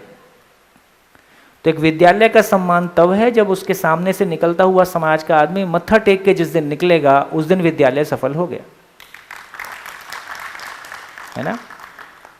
जिस दिन टीचर पेड आदमी नहीं होगा, टीचर समाज में वो आदमी होगा जिसको लगता है कि अब मैंने जो कुछ संसार से पाना था पा लिया, अब मैं कुछ आने वाली पीढ़ी को देना चाहता हूं, इसका नाम शिक्षक है। जो देने की नीयत से जाता है उसका नाम शिक्षक है, जो लेने की नीयत से जाता है उसका नाम जॉब है, उसके लिए फैक्ट्री है। आप फैक्ट्री में जाओ। तो जब तक ये माँ बाप के सोचने समझने की स्थिति नहीं बनेगी, हमने केवल अभी, क्योंकि हमको मानव समझ में नहीं आया, हमको लगता था यार पैसे से सब कुछ हो जाएगा। मैंने पिछले शिविर में आपको एग्जांपल दिया था कि फिनलैंड आज वो देश है जिनका वो क्या बोलते हैं इंडेक्स, डेवलपमेंट इंडेक्स है ना, हैप्पीनेस इंडेक्स, ह्यूमन इंडेक्स। हालांकि समझ में नहीं आया है, तो वो बॉडी इंडेक्स ही है ना। कुल मिला के शरीर को लेके जो सुविधाओं की आवश्यकता है, रोड सबके लिए, फ्री एजुकेशन, फ्री हेल्थ, है ना। फिनलैंड एक वो देश है जहाँ टीचर्स की सैलरी बढ़ी और देश के सारे टीचर्स ने लिख के दिया कि हमारी सैलरी जितनी है पर्याप्त है, इसको और ना बढ़ाया जाए। इससे बढ़िया स्थिति और क्या होगी, है ना। इसके बावजूद भी उस देश की हमारी एक बच्ची अभी जापान गई और वहाँ के बच्चे भी आए थे, वो आपस में शेयर कर रहे थे कि परिवारों का टूटना और सुसाइडल टेंडेंसी और ये तमाम चीज़ें हमारे यहाँ सबसे ज़्यादा है ना। जहाँ भौतिक विकास चरम पे है और देश के हर व्यक्ति के लिए उपलब्ध है, ऐसा नहीं कुछ लोगों के लिए उपलब्ध है, उसके बावजूद भी। लेकिन अब तो ये समझ में आता ना यार, रोड कितनी भी अच्छी हो, मेरा मन थोड़ी रोड से खुश हो जाएगा। मेरे भाव और विचार की क्वालिटी, मेरी ज़िंदगी में भूतकाल की पीड़ा या मेरी ज़िंदगी में प्यार नहीं मिला, जो मेरी ज़िंदगी में दिशा नहीं है, मेरी ज़िंदगी में मैं सामान से खुश नहीं हो सकता, मैं सुविधा से खुश नहीं हो सकता। यदि मेरी ज़िंदगी में वो खालीपन है तो इसको कोई नहीं भर सकता, ना दूसरा आदमी भर सकता है। तो ये मानव समझ में नहीं आया। शरीर की आवश्यकता तो जो भी पहचान में थोड़ी बहुत आई, लेकिन ये जीवन समझ में नहीं आया। तो जीवन की आवश्यकता समझ में नहीं आई तो उसका खालीपन तो बना रहेगा, कुछ भी कर लो। तो अब समझ में आ रहा है कि ये ह्यूमन इंडेक्स नहीं है, ये भी शरीर को लेके हमने कोई इंडेक्सिंग की है। ह्यूमन इंडेक्सिंग तो अभी कुछ और निकल के आएगी। बढ़िया, तो क्या निकल के आया? तो व्यवस्था हमको गलत नहीं बना रही है। समाज का एक, देखो अभी मैं सेंसिटिव बात बोल रहा हूँ, अपने बच्चे को समझ देना, अपनी ज़िंदगी में मेरे भाव और विचार ठीक हो जाएं, मैं मेरी पत्नी को यार मानव के रूप में पहचानूं, मैं अपने भाई को मानव के रूप में पहचानूं, है ना, हम आपस में मिलके ठीक से जिएं। ये काम हमारा आपका है कि ये भाजपा का है कि कांग्रेस का है कि कॉन्स्टिट्यूशन का है कि पुलिस का है कि सरकार का है? मेरे भाव और विचार ठीक हो जाएं, मैं अपनों के साथ पवित्रता से जीऊं, ये मेरा काम है कि ये किसी दूसरे का काम है? तो हम तो बहुत समझ ही नहीं रहे भाई। आदमी के आदमी भी हमारी दूर दूर तक कोई पकड़ नहीं है। हम कुछ भी कह के एक आंदोलन चला सकते हैं कि सरकारें ठीक नहीं हैं और ये लोगों को भटका रही हैं। यार सरकार ठीक नहीं है, तुम कहाँ चले गए यार? समाज कहाँ है? तो समाज नाम की कोई चीज़ हमारे बीच में नहीं है। हम सारे परिवार बाजार का हिस्सा है, हम परिवार नहीं हैं, हम बाजार का हिस्सा है। एक परिवार में चार लोग हैं, चारों कमाने में लगे हैं। हमारी प्रायोरिटी क्या है? कितने पैसे की जरूरत है, ये कहाँ तय हुआ? है ना, एक परिवार में 4 लोग हैं, पहले भी घर में पर्याप्त है, और आगे और कैसे बढ़ाना है, और केवल बिजनेस ही बढ़ाना है, केवल सैलरी ही बढ़नी चाहिए, जिंदगी बढ़े, कहाँ तय हुआ? है ना, इसलिए मजाक में बोलता हूँ, मकान किराए पे रह जाए जिंदगी अपनी हो जाए, या जिंदगी अपनी हो जाए और मकान किराए पे रह जाए? अच्छा है कि दोनों ही अपने हो जाएं, पर यदि एक का ऑप्शन मिले तो क्या अपना हो जाए? जिंदगी अपनी हो जाए यार, मकान किराए पे रह जाए, चलेगा। लेकिन अभी जिंदगी का तो पता ही नहीं, जिंदगी अपनी होती कैसे है। इसका मतलब है कि ये बहुत समझने लायक बात है। कम से कम यहाँ जितने भी हम लोग बैठे हैं, मेरा भाव और विचार, मेरा सुख दुख का कारण कोई दूसरा है कि मेरे भाव और विचार की क्वालिटी है? जोर से बोलो, मेरे भाव और विचार की क्वालिटी। मेरे भाव और विचार की क्वालिटी कोई भाजपा गवर्नमेंट ठीक करेगी, कांग्रेस गवर्नमेंट ठीक करेगी, या ये पुलिस वाले ठीक करेंगे, या सरकार ठीक करेगी, कोई देवी देवता ठीक करेगा, या उसके लिए मुझको ही कुछ करना होगा? ये किसी दूसरे का काम है ही नहीं। ये काम समाज का है। ये वो बात ठीक। अरे फिर मेरा बच्चा, अरे यदि परिवार ने काम कर लिया तो मेरा बेटा ही तो कहीं जाके सरकार में काम करेगा। ये काम अंततः सरकार का है ही नहीं।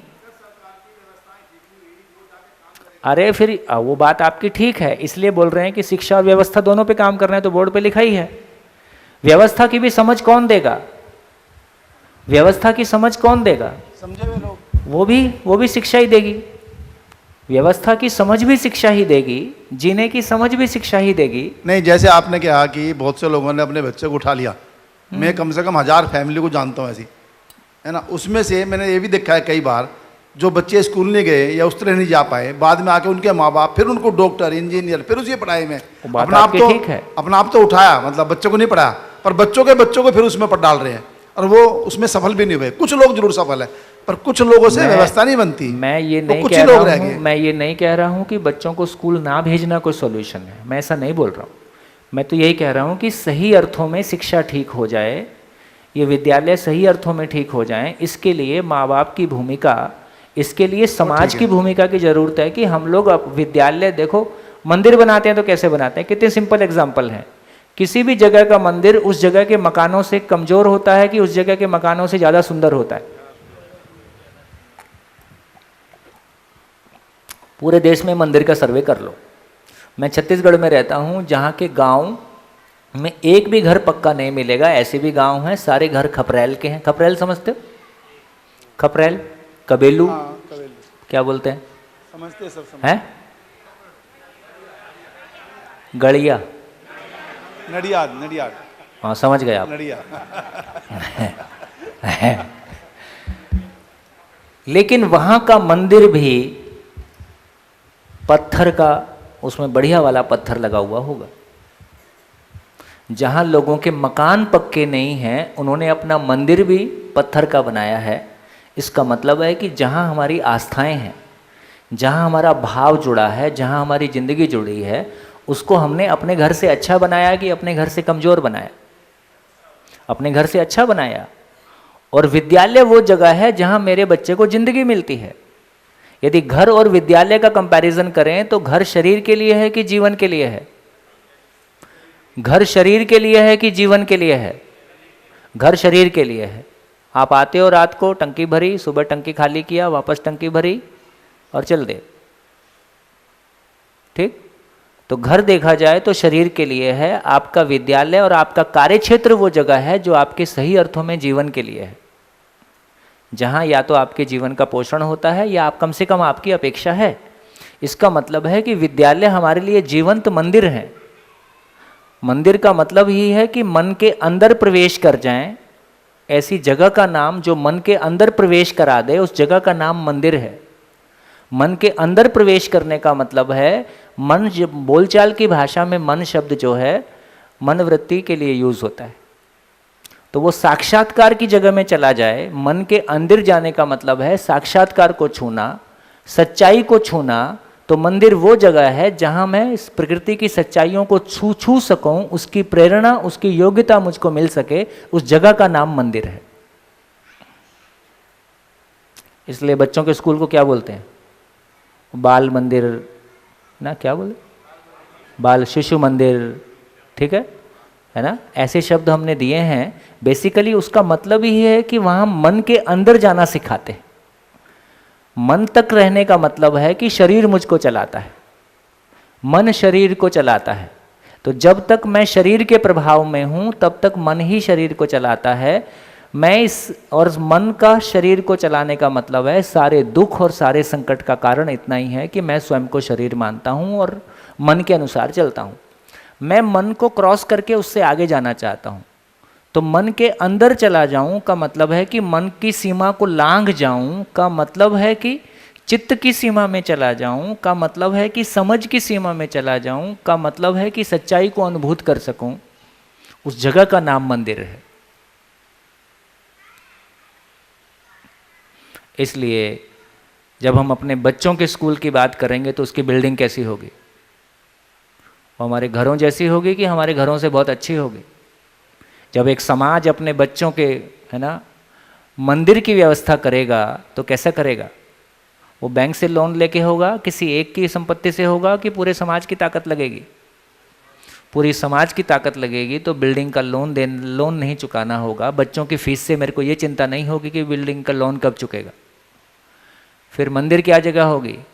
जिसके पास तन होगा, जिसके पास मन होगा, जिसके पास धन होगा, वो आने वाले अपने फ्यूचर को सुरक्षित करने के लिए, अपनी उपयोगिता को सिद्ध करने के लिए, अपनी खुशियों को मनाते हुए वो बच्चों की ज़िंदगी में योगदान करेगा। जीवंत आदमी तैयार कर देना, जीवंत आने वाली पीढ़ी तैयार कर देना। आदमी बनना और आदमी बनाना, इससे सुखद कोई काम नहीं है, इससे बड़ा कोई काम नहीं है, इससे सार्थक कोई काम नहीं है।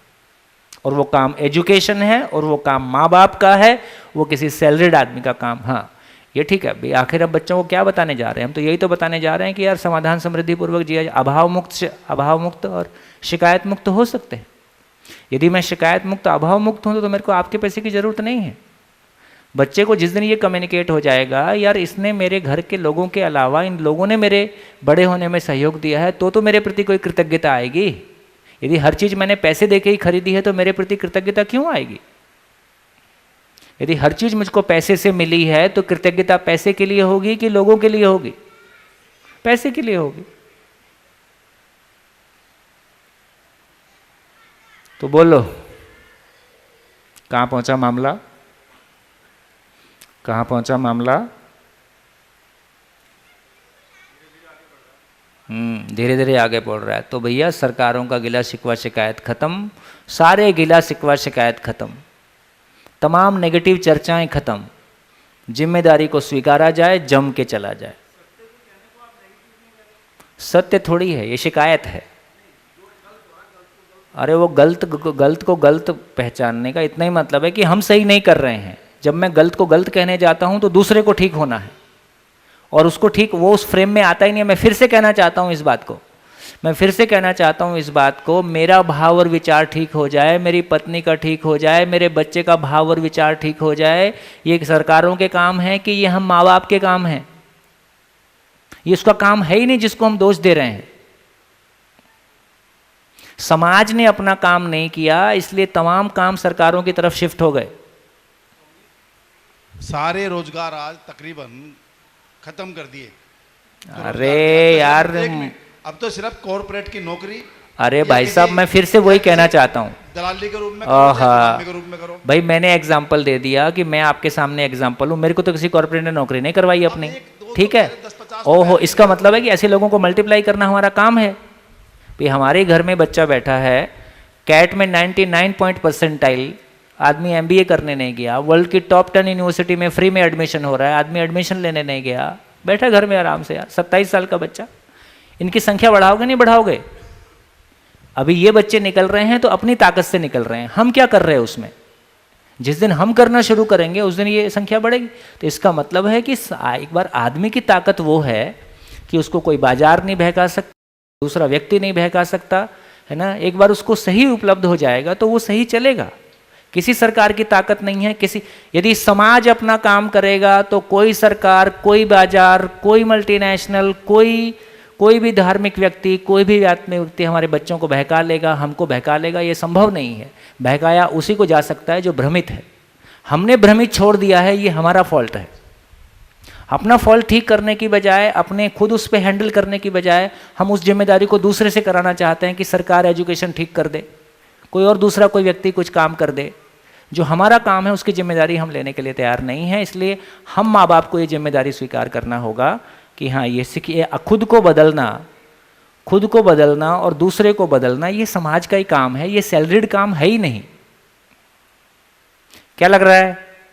इन सारी बातों को सुनने से सबको क्या लग रहा है? सहमति लग रही कि नहीं लग रही? मूलतः हम अपना काम नहीं कर रहे हैं और दिन भर चर्चा कर रहे हैं कि कौन गलत है, और इसी पे भाषण झाड़ के आंदोलन चल रहा है, और उसी में एक पद मिल गया अध्यक्ष का, और हम दूसरों को बता रहे हैं कि मैं एक संस्था का अध्यक्ष हूं। ये सारा खेल ही गलत है। ये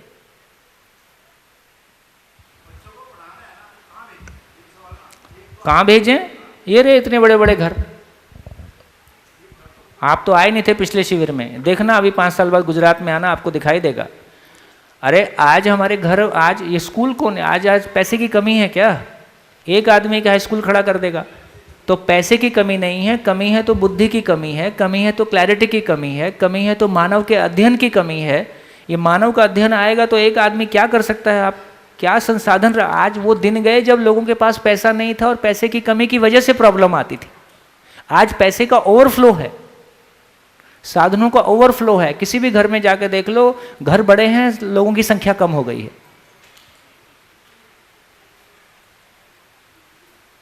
ना? भैया नमस्ते। हाँ जी नमस्कार। माइक जिसके पास है वही बोलेगा। हाँ जी माइक ले लीजिए आप। ये चीज़ समझ में आ रही है कि कंटेंट सबसे ज़्यादा ताकतवर है, पैसा कम ताकतवर है। गन भी कम ताकतवर है, गन में भी ताकत नहीं है, पैसे में भी ताकत नहीं है, उम्र में भी ताकत नहीं है, पद में भी ताकत नहीं है। कंटेंट सबसे ज़्यादा ताकतवर है। कंटेंट पावरफुल है। एक चीज़ मैं पूछना चाह रहा हूँ कि जैसे हमने सीखा, पिछले शिविर में भी आपने बताया था, हमने पहले भी पढ़ा हुआ है कि स्कूल शब्द का अर्थ कैसे हुआ, यूनान में कैसे स्कूलिया बना। हमारे जैसे बड़े घर में सिखाते थे कि गुरुकुल कैसे पैदा हुए। जैसे प्राचीन में इवन मेरे दादाजी भी महंत थे, सन्यासी थे, तो जैसे गांव वालों को रोज़मर्रा के काम करने होते थे तो उनको लगा कि एक कोई स्पेशल आदमी होना चाहिए जो हमारे बच्चों को अच्छी शिक्षा दे, कि भाई आप बच्चों को पढ़ाओ और आपके जो रोज़मर्रा के रोटी कपड़ा मकान होगा उसकी व्यवस्था गांव वाले करेंगे।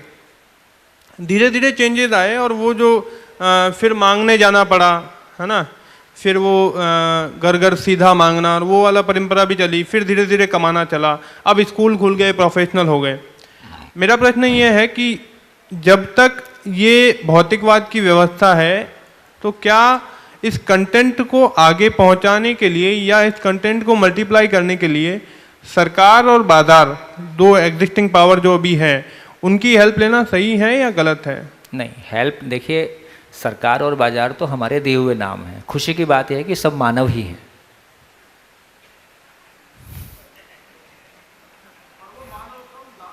आहा, ऐसा हम दूर से बैठ के बात करते हैं, उसके घर में बैठ के बात करोगे।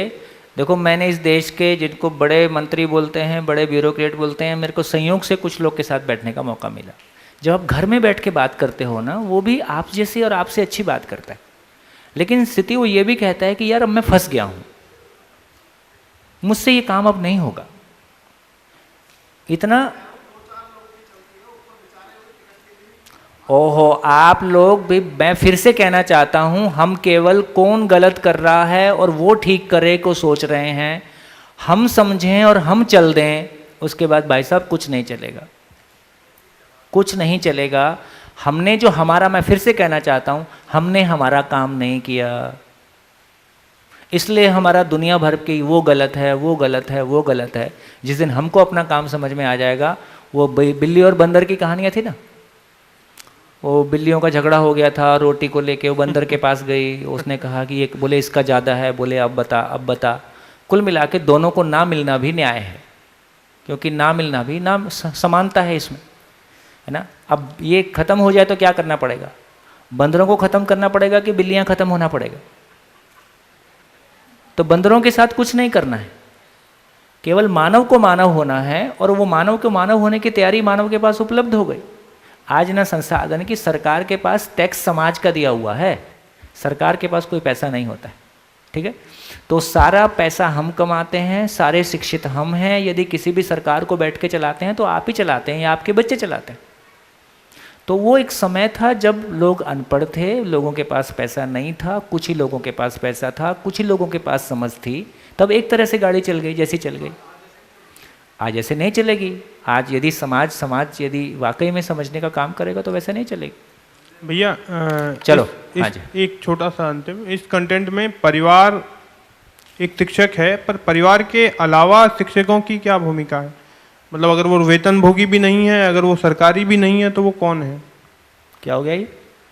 परिवार तो शिक्षक है ही, जो नई पीढ़ी को शिक्षा दे रहा है। तो सारे परिवार हो गए। हाँ, सब शिक्षक ही हैं। सब शिक्षक हैं। परिवार के अलावा शिक्षक की भूमिका क्या है? जैसे एक, कैसे हम कल्पना कर सकते हैं कि कोई व्यक्ति बिना दूसरे परिवारों को भी शिक्षा दे रहा है? कैसे हम कल्पना कर सकते हैं? अगर वो सरकारी भी नहीं है, वो पैसा भी नहीं ले रहा है, जैसे मैं दे रहा हूँ। हाँ, तो यही कल्पना है, ये सुखद कल्पना